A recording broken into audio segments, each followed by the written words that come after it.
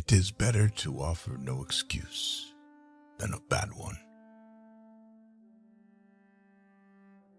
Strive not with your superiors in argument, but always submit your judgment to others with modesty. Be not glad at the misfortune of another, though he may be your enemy. Let your heart feel for the afflictions and distress of everyone. A primary object should be the education of our youth in the science of government.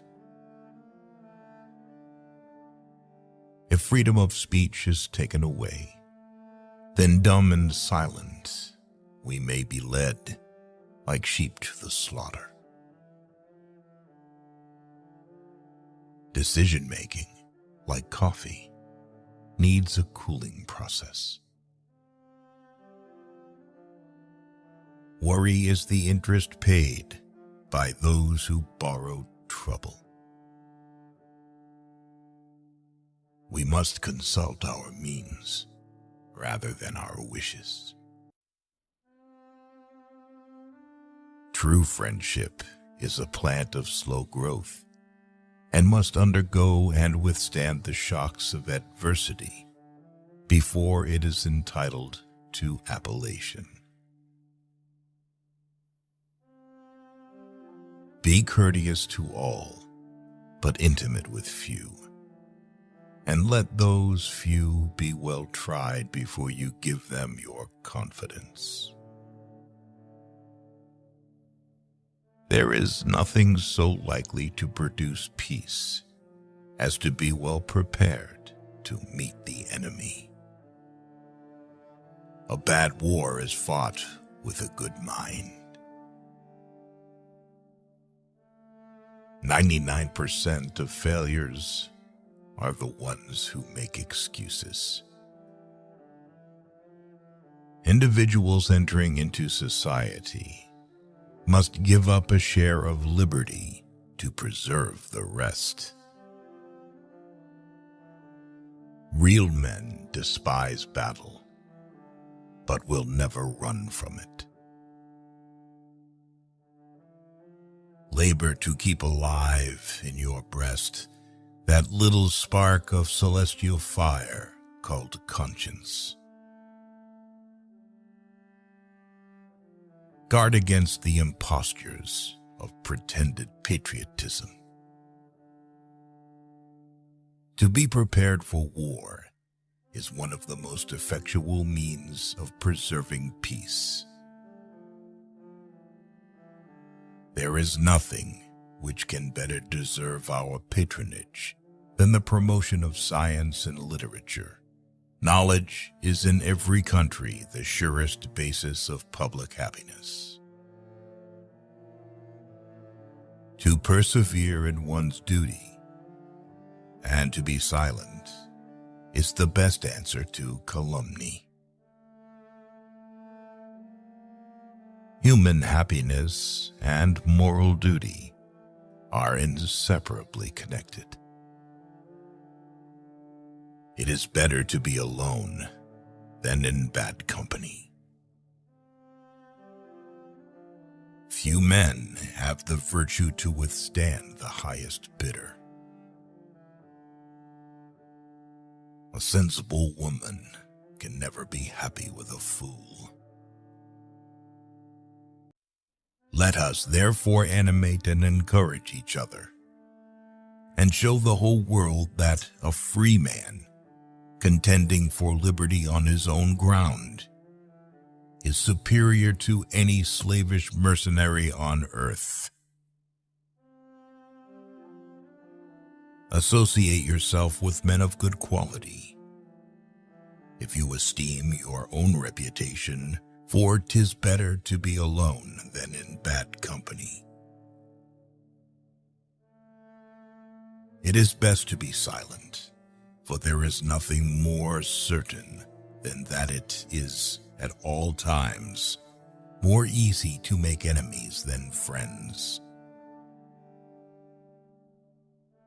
perseverance and spirit have done wonders in all ages. As mankind becomes more liberal, they will be more apt to allow that all those who conduct themselves as worthy members of the community are equally entitled to the protections of civil government.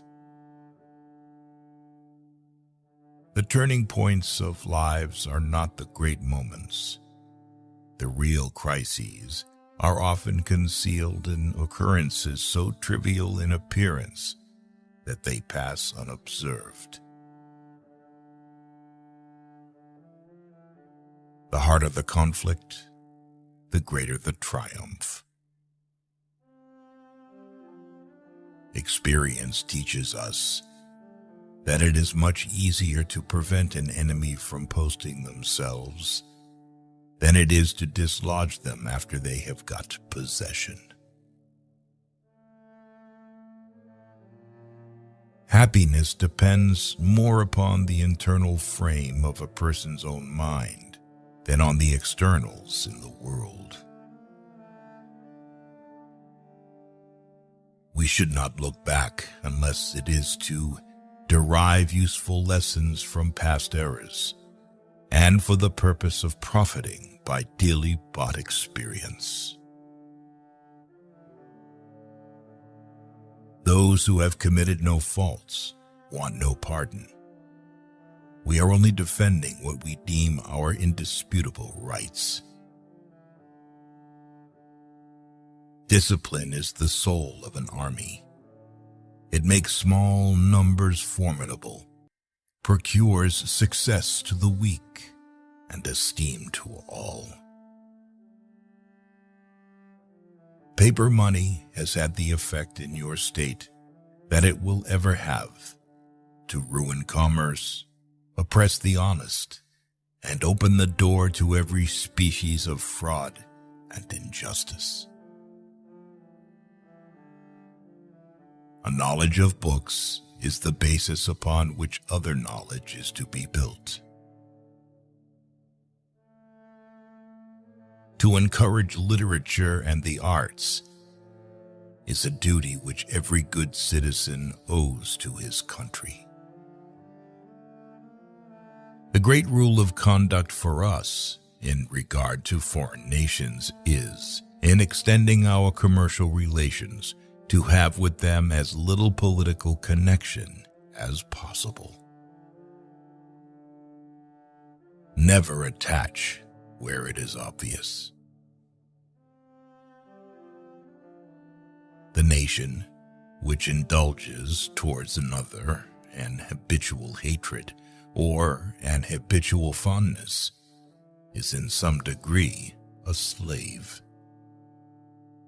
The common and continual mischiefs of the spirit of party are sufficient to make it the interest and the duty of a wise people to discourage and restrain it.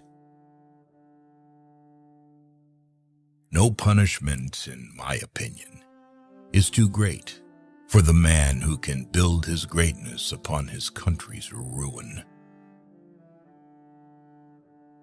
Nothing is more essential than that permanent, inveterate antipathies against particular nations and passionate attachments for others should be excluded. Freedom and property rights are inseparable. You can't have one without the other. Avoid a man who pretends to be your friend. If to please the people, we offer what we ourselves disapprove of, how can we afterwards defend our work? Let us raise a standard to which the wise and honest can repair. The rest is in the hands of God. In a good family, the husband is blind and the wife is deaf. It is substantially true that virtue or morality is a necessary spring of popular government. The rule, indeed, extends with more or less force to every species of free government. Government is not reason. It is not eloquence.